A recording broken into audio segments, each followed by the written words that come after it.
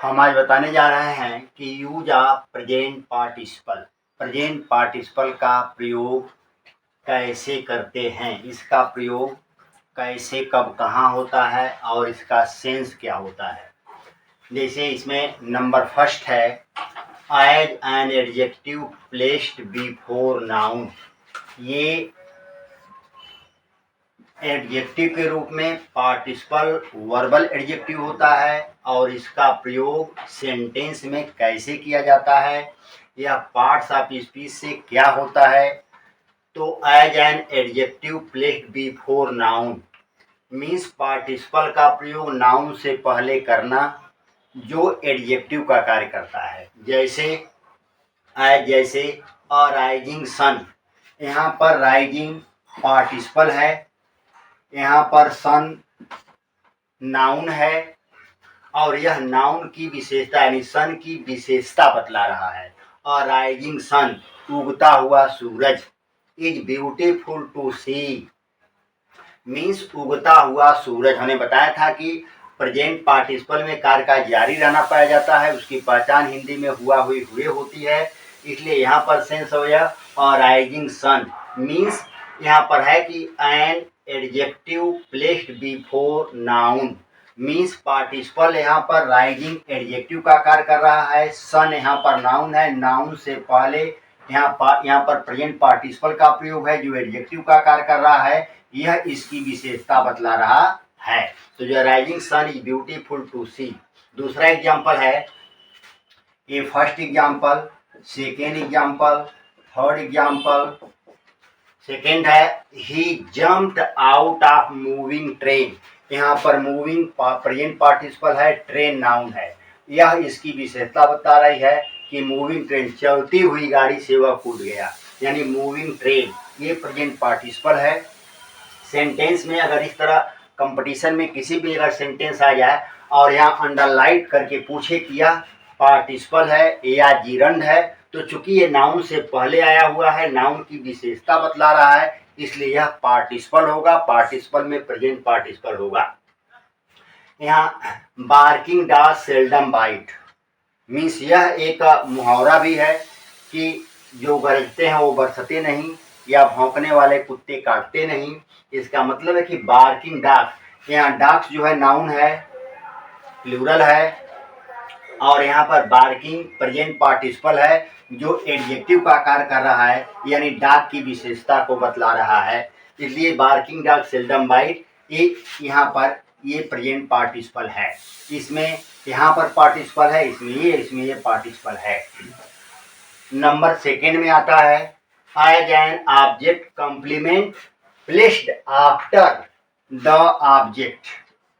चूंकि object sentence का object जो भी होगा वह या तो नाउन होगा या तो प्रोनाउन होता है, तो यह दूसरा इसका प्रयोग है कि एज एन ऑब्जेक्ट, यह ऑब्जेक्ट के रूप में होगा, कॉम्प्लीमेंट माने ऑब्जेक्ट का कॉम्प्लीमेंट होगा, placed after object, after object माने ऑब्जेक्ट के बाद इसका स्थान होगा, जो ऑब्जेक्ट होगा उसके बाद ऑब्जेक्ट जो है या तो नाउन होगा या तो प्रोनाउन होगा। जैसे I saw the moon rising, यहाँ पर मून नाउन है, राइजिंग उगता हुआ, मैंने उगते हुए चांद को देखा, यानी चांद की विशेषता है उगते हुए, यानी यह एडजेक्टिव का कार्य कर रहा है जो प्रेजेंट पार्टिसिपल है और यह ऑब्जेक्ट की विशेषता बतला रहा है, इसलिए यहाँ एन ऑब्जेक्ट कॉम्प्लीमेंट या कॉम्प्लीमेंट जो ऑब्जेक्ट का कॉम्प्लीमेंट है, ये ऑब्जेक्ट का कॉम्प्लीमेंट है और प्लेस्ड आफ्टर ऑब्जेक्ट, ऑब्जेक्ट के बाद ये रखा गया है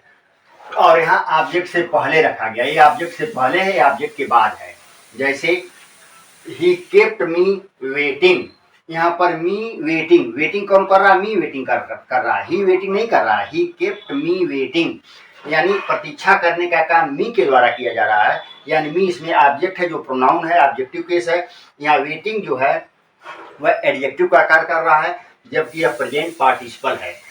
यहाँ पर I found the child sitting, sitting जो है वह चाइल्ड की विशेषता बता रहा है, यानी चाइल्ड ऑब्जेक्ट यहाँ पर है, ऑब्जेक्ट यहाँ पर है, ये ऑब्जेक्ट का कॉम्प्लीमेंट है, यानी ऑब्जेक्ट के बाद इसका प्रयोग किया गया है प्रेजेंट पार्टिसिपल का, और यह चाइल्ड की विशेषता बतला रहा है इसलिए ये कॉम्प्लीमेंट ऑफ ऑब्जेक्ट हुआ।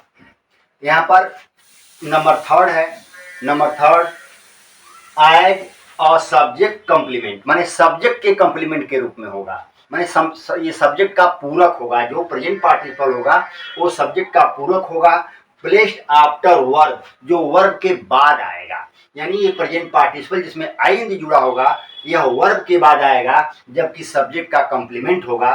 जैसे यहाँ पर ये वर्ब कौन से होते हैं, जैसे बी है, सिम है, अपीयर है, ईटीसी, ऐसे तमाम ऐसे वर्ब आते हैं जो इसके कॉम्प्लीमेंट के रूप में प्रेजेंट पार्टिसिपल आता है। जैसे कह दें the lecture was interesting, interesting यहाँ पर एडजेक्टिव का काम कर रहा है। जो प्रेजेंट पार्टिसिपल आईएनजी जुड़ा हुआ है यह लेक्चर की विशेषता बता रहा है। किसकी विशेषता बता रहा है, लेक्चर की विशेषता बता रहा है। द लेक्चर वाज इंटरेस्टिंग, यानी यह कार्य के जारी होने का बोध, यानी लेक्चर चल रहा होता है, लेक्चर चल रहा है और वह चलता हुआ लेक्चर जो है इंटरेस्टिंग है, रुचिकर है। अगर कह दिया जाए the lecture was interested, interested भी एडजेक्टिव है लेकिन वह पास्ट पार्ट है, क्योंकि लेक्चर सुना जा चुका है, लेक्चर सुनने का काम हो चुका है और इसके बाद आकलन किया जा रहा है, जज किया जा रहा है कि वह इंटरेस्टेड यानी रुचिकर था। तो अगर यह इंटरेस्टेड हो जाता है तब भी यह पार्टिसिपल है, लेकिन पास्ट पार्टिसिपल एडजेक्टिव का काम तभी कर रहा है क्योंकि हम प्रेजेंट पार्टिसिपल बता रहे हैं। इसलिए यहाँ पर जो इंटरेस्टिंग है वह प्रेजेंट पार्टिसिपल है, लेक्चर की विशेषता को बता रहा है जो वर्ब के बाद आया हुआ है। यहाँ पर this long journey is tiring, यहाँ पर टायरिंग जो थकाऊं या उबाऊं, यहाँ पर टायरिंग, यहाँ पर ये जो है ये मेन वर्ब इज जो है, इज यहाँ पर मेन वर्ब है, यहाँ पर इज जो है वह मेन वर्ब है और इसके बाद टायरिंग लगा हुआ है, वर्ब के बाद आया हुआ है। यह प्रेजेंट पार्टिसिपल है जो जर्नी की विशेषता बतला रहा है कि जर्नी टायरिंग थी, यानी जर्नी यहाँ पर नाउन है और इसकी विशेषता को ये बतला रहा है। यहाँ पर द बॉय सिम्स स्माइलिंग, यहाँ सिम्स जो है वर्ब है, सिम्स प्रेजेंट इंडेफिनिट यस लगा हुआ है, ये वर्ब है और वर्ब के बाद आया हुआ है स्माइलिंग यानी प्रेजेंट पार्टिसिपल, यानी seems, the boy seems smiling, the boy seems smiling, मुस्कुराता हुआ कौन प्रतीत होता है, बॉय, लड़का, क्योंकि इसकी विशेषता लड़के की विशेषता बता रहा है यानी बॉय की विशेषता बतला रहा है स्माइलिंग, इसलिए प्रेजेंट पार्टिसिपल होगा। इसलिए प्रेजेंट पार्टिसिपल के सेंटेंस में यूज कैसे करते हैं जिसका हमने 3 रूल बताया। ये नंबर 1 जो है वह as an adjective placed before noun, जैसा कि एग्जांपल है। नंबर 2 है as an object complement placed after the object, और ऑब्जेक्ट नाउन होगा या तो प्रोनाउन होगा।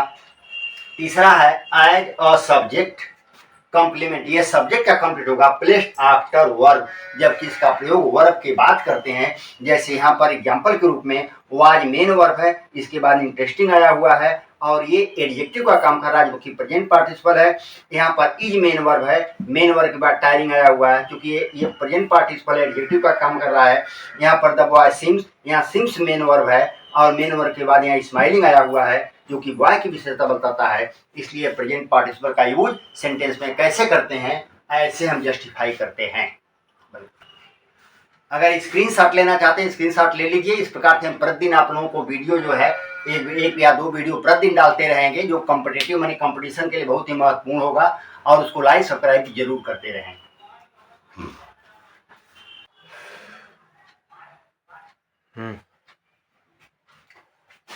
तो use of present participle number 4 है as an adjective phrase generally put after noun, generally put after noun, after the noun, noun से पहले यानी नाउन से आफ्टर, बाद, नाउन के बाद पार्टिसिपल का प्रयोग। यहाँ पर एन एडजेक्टिव फ्रेज, ये चूंकि एडजेक्टिव फ्रेज होगा, फ्रेज एक वाक्यांश को कहा जाता है, माने that has sense but not complete sense. Phrase is called means that has sense but not complete sense is called phrase, means उसका भाव होता है लेकिन पूर्ण भाव नहीं होता, वो फ्रेज कहलाता है, एडजेक्टिव फ्रेज। यहाँ पर ऐसे the book lying on the table is mine. यहाँ पर बुक लाइंग पड़ी हुई किताब, किताब पड़ी है क्या, द बुक पड़ी हुई, किताब पड़ी हुई है, कहाँ पर, on the table is mine मेरी है, मतलब टेबल पर पड़ी हुई किताब मेरी है। पड़ी हुई किताब यानी यह किताब की विशेषता, किताब टेबल पर पड़ी हुई, एडजेक्टिवल फ्रेज है, यानी यह एडजेक्टिव का काम कर रहा है। ये एडजेक्टिव का काम कर रहा है, क्यों कि the book lying on the table, कहाँ पर पड़ी है, ऑन द टेबल। बुक की विशेषता है कि वो पड़ी हुई है, कहाँ, वो पड़ी हुई है, कहाँ पर, टेबल पर पड़ी हुई है, जो मेरी है। यानी इसमें दो क्लास मिलकर बना हुआ है, एक प्रिंसिपल और एक सबऑर्डिनेट क्लास, जिसको हम कहते हैं डिपेंडेंट और इंडिपेंडेंट क्लास। ये दो क्लास से मिलकर बना है। The book lying on the table is mine, इसका मतलब कि ये फ्रेज पूरा होगा अगर दो सेंटेंस इसको कह दें कि the book lying on the table is mine, हम इसको कह सकते हैं कि a book is lying on the table, it is mine, it is mine. ये दो क्लास देखिए रहा होगा, एक क्लास दो रहा होगा, क्या रहा होगा सेंटेंस में कि a book is lying on the table, it is mine, it is mine. क्योंकि a book lying on the table, it is mine, क्योंकि एक जो क्लास जो है इंडिपेंडेंट है, एक जो है यह इंडिपेंडेंट क्लास, एक डिपेंडेंट क्लास है, एक प्रिंसिपल क्लास, एक सबऑर्डिनेट क्लास है। अब यहाँ पर दोनों को जोड़ा गया है, मीन्स यहाँ पर है द बुक लाइंग, यानी द बुक किसकी विशेषता, यानी जिसके लिए आया हुआ है, क्या पड़ी हुई, किताब पड़ी हुई है, तो जिसके लिए यहाँ पर प्रयोग किया कि एडजेक्टिव फ्रेज, यानी बुक को पहले करेंगे, बुक ही पड़ी, उसकी विशेषता बताई जा रही है, the book lying on the table is mine. यहाँ पर इट इज माइन, मैंने क्या, इट किसके लिए, इट बुक के लिए आया हुआ है, इट जो है वह बुक के लिए आया हुआ है। और यहाँ पर अ बुक दिया गया है, चूंकि यहाँ पर इसको पढ़ रहे हैं, अब इसकी बुक की चूंकि विशेषता बतलाई जा रही है, इसलिए यहाँ पर द लग जाएगा, डेफिनेट आर्टिकल का प्रयोग करेंगे। यहाँ पर इनडेफिनेट आर्टिकल है, अ book is lying on the table, ये निश्चित नहीं है, लेकिन यहाँ पर निश्चित है, द बुक लाइन, वह किताब जो टेबल पर पड़ी हुई मेरी है। अब यहाँ द का मतलब वह से मतलब होता है, जब यह क्लास में जब आ जाता है, जुड़ता है, जैसे करें the boy who came to me, the boy who came to me was my brother, और करें the boy came to me, वह लड़का जो मेरे पास आया था, यानी द का सेंस वह से निकलता है, निश्चित कर रहा है, उसको डिटरमिन कर दे रहा है। इसलिए the book lying on the table is mine, यह पार्टिसिपल है जो प्रेजेंट पार्टिसिपल बुक की विशेषता बता रहा है, इसलिए एडजेक्टिवल फ्रेज है। यहाँ दूसरा एग्जांपल, the child wearing the red coat, wearing the red coat, the child, child भी क्या, वियरिंग और पहना हुआ है, ये प्रेजेंट पार्टिसिपल आईएनजी जुड़ा हुआ है, क्या पहना, रेड कोट पहना हुआ है, इज गौतम, वह गौतम, दो क्लास इसमें भी है, means the child wearing the red coat is Gautam, means इसका मतलब रहा होगा कि a child is wearing the red coat, full stop, he is Gautam, ये रहा होगा दो क्लास में क्या कि a child is wearing the red coat, full stop, he is Gautam, दोनों को जोड़ दिया गया है, means the child wearing the red coat, माने सिंपल सेंटेंस बना लिया गया है, प्रेजेंट पार्टिसिपल से बना लिया गया है, मीन्स एडजेक्टिवल फ्रेज से बनाया गया है, इसलिए हो जाएगा the child wearing the red coat is Gautam, माने वह लड़का जो लाल कोट पहना हुआ है वह गौतम है।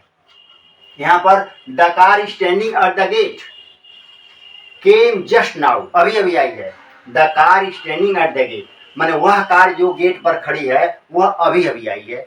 इट मीन्स यहाँ पर कार की विशेषता की कार स्टैंडिंग पोजीशन में है, यहाँ पर कहाँ पर, गेट पर, कार जारी होने का बोध है, स्टैंडिंग पोजीशन में है, एट द गेट के फिर दो क्लास है, एक इंडिपेंडेंट क्लास है और एक डिपेंडेंट क्लास है, दोनों को जोड़ करके यहाँ पर ये बना हुआ है, the car standing at the gate came just now, ये सेंटेंस बना हुआ है, मीन्स इसके रहा होगा a car standing at the gate, it came just now, इस दो क्लास रहा होगा, the car, a car is standing at the gate, full stop, it came just now, यह अभी अभी आई है। दोनों क्लास को, एक जो है वह इंडिपेंडेंट क्लास है, एक डिपेंडेंट क्लास है, दोनों को जोड़कर मैंने बनाया है the car standing at the gate came just now. Number 5 है to express an earlier action of the same subject, उसी सब्जेक्ट का अर्लियर प्रारंभिक एक्शन को, कार्य को यह दर्शाता है। जैसे हिम, मतलब यहाँ पर समय का ड्यूरेशन इसमें होता है। इंटरिंग द रूम मीन्स कमरे में प्रवेश करते हुए, इंटरिंग द रूम मैंने जैसे ही कमरे में प्रवेश किया तय सेंटेंस है, हमें बता दिया। नंबर 4 में तीन example, the car staying at the gate came just now, ये हुआ। अब यहाँ 5वां है to express an earlier action, मैंने प्रारंभिक एक्शन को जब दर्शाता है तो इसमें भी इंडिपेंडेंट क्लॉज और डिपेंडेंट दो क्लॉज होते हैं। यहाँ पर entering the room I saw him means entering the room, इसकी सेंटेंस रहा होगा I entered the room I saw him, ये क्लॉज रहा होगा। ये चूंकि ये बना हुआ है, दो क्लॉज जुड़ के बना हुआ है, ये रहा होगा I entered the room full stop I saw him, ये दो क्लॉज रहा होगा आई सा हिम। ठीक, entering the room I saw him एक जो है डिपेंडेंट क्लॉज है, एक इंडिपेंडेंट क्लॉज है। अब इसमें इंटरिंग द रूम, यहाँ पर जो ये है ये क्लॉज है, इसमें हम आई इंटर्ड द रूम, इसी के फर्स्ट पार्ट में आइन जोड़ देंगे। Entering the room I saw him, यानी कमरे में प्रवेश करते हुए मैंने उसको देखा, यानी यहाँ पे समय का ड्यूरेशन नहीं होता, समय त्वरित एक्शन होता है इसमें। जैसे seeing the lion the man running, sentence रहा होगा the man saw the lion he ran away, यहाँ सेंटेंस रहा होगा a man saw the lion full stop he ran away. अब सेंटेंस बना इसको जोड़ करके, seeing the lion the man ran away, seeing the lion the man ran away, दो clause रहा होगा इसमें, ये दो क्लॉज रहा होगा, ये क्लॉज इसमें रहा होगा, ये पहला क्लॉज रहा होगा यहाँ पर अ man saw the lion full stop he रैन, ये सेंटेंस रहा होगा a man saw the lion he रैन। अब इसको सेंटेंस को जोड़ दिया गया, पहला वाक्य क्योंकि ये है अ मैन सा द लायन, सा सेकेंड फॉर्म सी का है, सी में यहाँ पर फर्स्ट फॉर्म में जोड़ेंगे, प्रेजेंट पार्टिसिपल बनाएंगे, seeing the lion the man ran. यहाँ पर finding none in the class, कक्षा में किसी को न पाते हुए, the teacher became angry, teacher क्रोधित हो गए। Finding none in the class, इसका मतलब रहा होगा the teacher found none in the class full stop he became angry, ये सेंटेंस रहा होगा इस तरह से, दो क्लॉज है। ये पहला क्लॉज रहा होगा द टीचर, यहाँ पर रहा होगा the teacher found none in the, यहाँ फाइंडिंग है, फाउंड रहा होगा the teacher found none in the class full stop he, यहाँ पर टीचर का रहा हुआ ही बिकेम एंग्री, ही मतलब टीचर, ये सेंटेंस बना दिया गया। फाउंड का first form finding, finding none in the class comma the teacher became angry, यह जो है ये हमारा प्रेजेंट पार्टिसिपल से दो क्लॉज को जोड़कर सेंटेंस बना। नंबर 6 में है पार्टिसिपल में एन एब्सोल्यूट फ्रेज, ये एब्सोल्यूट नॉमिनेटिव एब्सोल्यूट है, या एब्सोल्यूट फ्रेज या नॉमिनेटिव एब्सोल्यूट फ्रेज कहते हैं। इसमें पार्टिसिपल जो भी होता है उसके पहले ये जो नॉमिनेटिव एब्सोल्यूट होता है, यानी यहाँ पर ये इसका आना अति आवश्यक है, ये इसमें ये आता है, यानी कहने का मतलब पार्टिसिपल से पहले जो नॉमिनेटिव एब्सोल्यूट है वह आएगा, कोई न कोई यहाँ पर सब्जेक्ट अवश्य आएगा। अब हो जाएगा it being a fine day we arrange for a picnic, ये अगर कह दें कि being a fine day we arrange for a picnic, sentence गलत हो जाएगा, क्योंकि इट जो है वह डे के लिए आया हुआ है। इट बीइंग फाइन डे मतलब रहा होगा सेंटेंस द डे, या सेंटेंस रहा होगा the day was fine full stop we arrange for a picnic, ये सेंटेंस ऐसे रहा होगा, ये सेंटेंस ऐसे रहा होगा, ऐसे रहा होगा it was a fine day full stop we arranged